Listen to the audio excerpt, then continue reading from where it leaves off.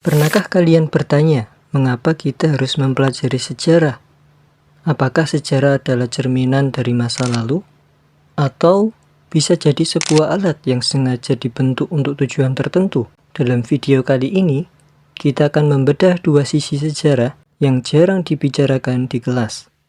Bagaimana sejarah digunakan, dan bagaimana sejarah disalahgunakan. Sejarah pada fungsi terbaiknya merupakan fondasi identitas sebuah bangsa.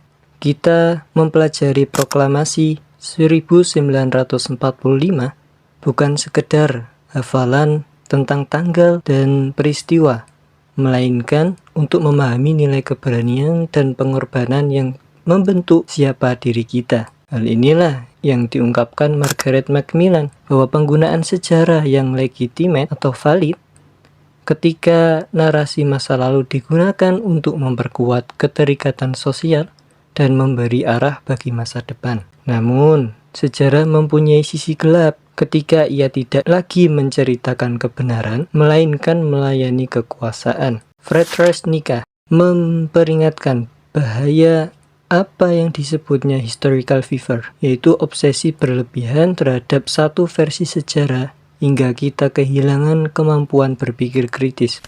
Salah satu contoh paling nyata di Indonesia, kita pasti sering mendengar narasi 350 tahun Indonesia dijajah Belanda. Karena begitu lamanya bangsa Belanda di Nusantara, mengakibatkan munculnya perspektif tersebut. Namun, benarkah bahwa Indonesia telah dijajah selama 350 tahun oleh bangsa Belanda? Berdasarkan jurnal yang berjudul Sejarah Pemahaman 350 Tahun Indonesia Dijajah Belanda. Dalam jurnal ini, penulis menjelaskan bahwa sebenarnya pemahaman 350 tahun Indonesia dijajah Belanda itu dibuat oleh para politisi Indonesia dengan tujuan yang positif, seperti untuk membangkitkan semangat nasionalisme dan patriotisme bangsa Indonesia, serta legitimasi persatuan dan kesatuan bangsa Indonesia. Pada saat itu Indonesia terpecah-pecah, dan untuk mengembalikan semangat juang bangsa Indonesia, maka narasi itu hadir. Meskipun demikian, pemahaman 350